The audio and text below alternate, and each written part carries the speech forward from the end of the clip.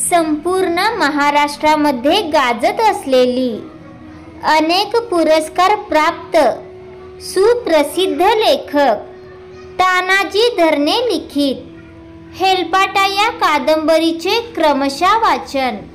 भाग 12. हळूहळू सुगी ओसरायला लागली तशी लोक घराच्या ओढीने वस्तीवर राहायला जाऊ लागली. तसं आम्हाला पण वस्तीवर जावंसं वाटू लागलं. पण वस्तीवर घर नव्हतं. काही दिवसापूर्वी भाऊंनी मोठे दगड आणून टाकले होते.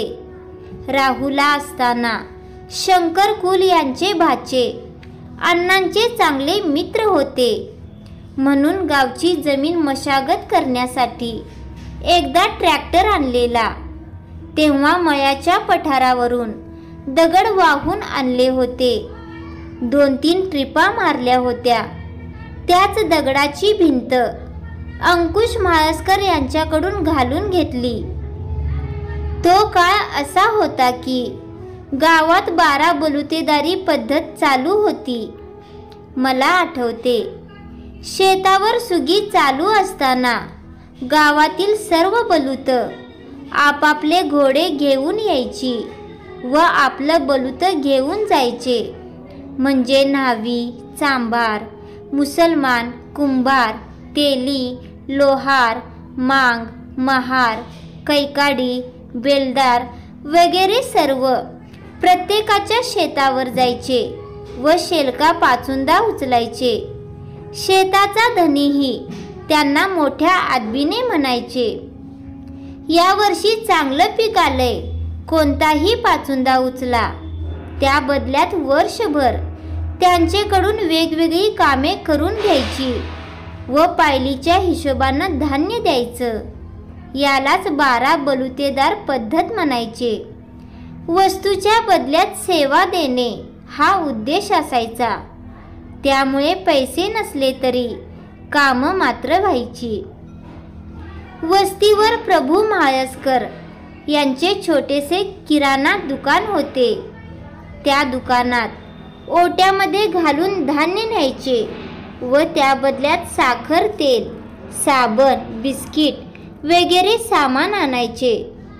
कोंबडीची अंडीही ते घ्यायचे व तेवढ्या किमतीचे सामान द्यायचे. वस्तीवर तेच काय तेवढे थोडे जाणकार होते. उन्हाळ्यात पाणी टंचाई आली की दुकानदार बापू तालुक्यावरून टँकर मागवायचे. 20-25 वर्ष दुकानदार बापूच ग्रामपंचायत सदस्य होते. दुसरं कोण सदस्य होण्याचं धाडस करत नव्हते. त्यामुळे तालुक्याला काय काम असले तर लोक प्रभू बापूला सांगायचे. ते पण मेहनती होते. सायकलवर बांधून शिरूरवरून किराणा सामान आणायचे. आयुष्याच्या शेवटपर्यंत बापूंनी किराणा दुकान चालवून लोकांना सेवा दिली. सपरासाठी दगडाची बारीक कमरे इतकी भिंत घालून घेतली. मग भाऊंनी 2-3 लोकांकडून संत्र्याची वाळलेली झाडं घेतली, ती वाहून आणली. लिंबाची मेंढी घेतल्या व काही वासे घेतले. हळूहळू सपार तयार होऊ लागले. सांगाडा तयार झाला. मग त्यावर शेकरण्यासाठी काहीच नव्हतं. शेवटी ज्वारीचा कडबाच पातळ टाकून त्यावर छपार केलं. दुसऱ्या दिवशी मामाची बैलगाडी घेऊन भाऊ आणि बाई व मी रानात गेलो. गाडीत पेंड्या भरत होतो. कडब्याचा हेल पूर्ण भरत आला होता. भाऊ वरती हेलावर होते. बाई व मी खालून कडब्याच्या पेंड्या वरती फेकायचो. 2-3 थर बाकी होते. भाऊ हेलावर उभे होते. तेवढ्यात बैल हलले व पुढं एक गचकी होती. त्या गचकीत जोराचा हिसका बसला. भाऊ बेसावध होते व वरती धरायला काहीच चान्स नव्हता. एकदम झोला बसला. तसे भाऊ एकदम खाली कोसळले. तसं पोटात धस्स झालं. भाऊंना जोरात मुक्का मार लागला. भाऊ विवळले.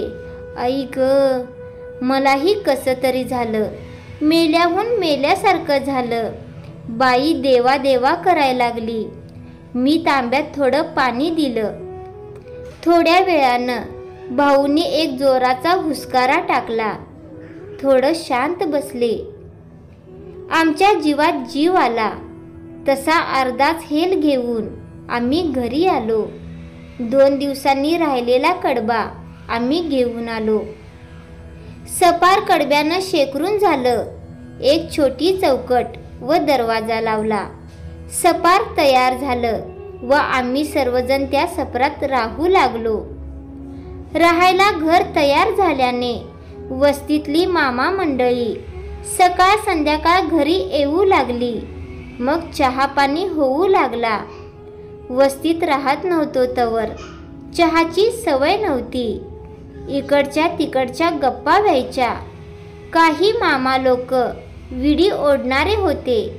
ते भाऊंना आग्रह करायचे, दाजी एक झुरका मारा. भाऊंना त्याचा वास आला तरी सहन होत नसे. पण रोज रोज आग्रह केल्याने हळूहळू भाऊंना विडी ओढण्याची सवय लागली. ती एवढी लागली की जेवण नसले तरी चालेल, पण विडी पाहिजे. दुकानातली विडी नाही मिळाली तर कागदाचा चुट्टा करून त्यात तंबाखू भरून ते ओढू लागले. अनोसेवाडीवर चांगले तसेच काही कटू अनुभव आले. बाई सांगते, अनोसेवाडी म्हणजे लिंबबाबा अनोसे धनगरांचा वाडा.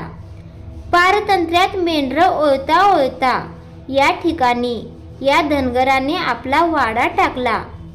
आजूबाजूला मेंढरं चरता चरता सर्व परिसर लिंबबाबाच्या कक्षेत आला. हळूहळू संख्या वाढत गेली. मग शेजारी म्हणून महायस्कर, खेसे, संकपाळ, वाळके, धरणे, कुलाळ अशा आडनावांची मंडळी वाडीवर जमा झाली. वाडीचं रूप पालटलं. वाडीवर सुबत्ता येऊ लागली. पुढच्या काळात अनोसेंच्या मळ्यात सर्वांना मोठी सामायिक विहीर खोदली. तिला भरपूर पाणी लागलं. विहीर पूर्ण चिरेबंदी दगडात बांधून घेतली. मोटेचं थारुळं केलं गेलं. कामाचा दर्जा एवढा भारी आहे की 100 वर्ष झाली असतील, पण एकही चीर अजून ढळला नाही. त्या थारोळ्यावर कित्येक वर्ष बैलांच्या मोटा चालल्या होत्या. इतिहासाच्या पाऊलखुणा आजही जिवंत आहेत. मळ्यात गेल्यावर मी आजही पाहतो, एवढे मोठे मोठे दगड कसे काय रचले असतील. स्थापत्यशास्त्राचा उत्कृष्ट नमुना म्हणजे जुन्या काळातल्या विहिरी आहेत. बाई सांगते की वाडवडिलांची किरत आहे. ती लोक लई निराळी होती. आता नुसता पाजर पुंजा बघ. पूर्वीच्या लोकांना लई मया होती. ताणल्या माणसाला पाणी, भुकेल्या माणसाला अन्न द्यायची. लय सुबत्ता होती. मळ्यात गुराळ चालायचं, गुळ निघायचा. गावठी गुळ लय भारी लागायचा. मी विचार करतो, आपल्या पूर्वजांना या सर्व गोष्टी ज्ञात होत्या. जुनी माणसं ग्रेट होती.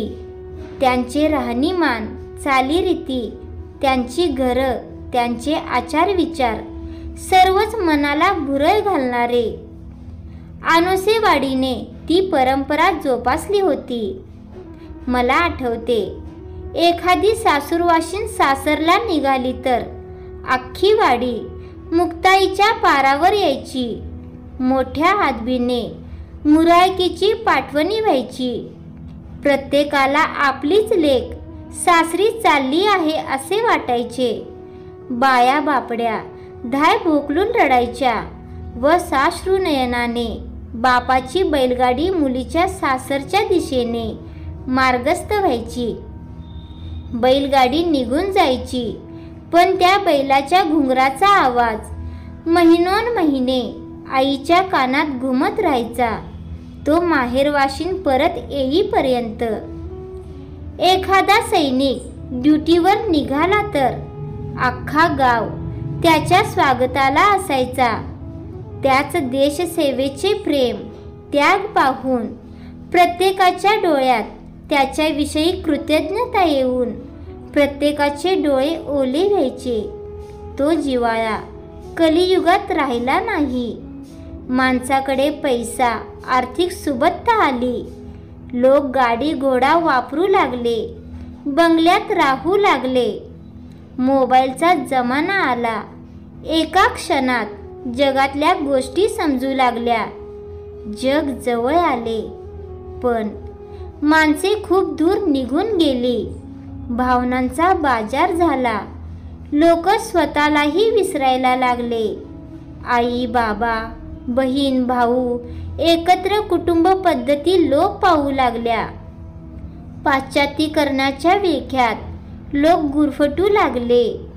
ऐहिक सुखाच्या मागे माणसं धावू लागली. पण खऱ्या सुखापासून लोक पोरके झाले.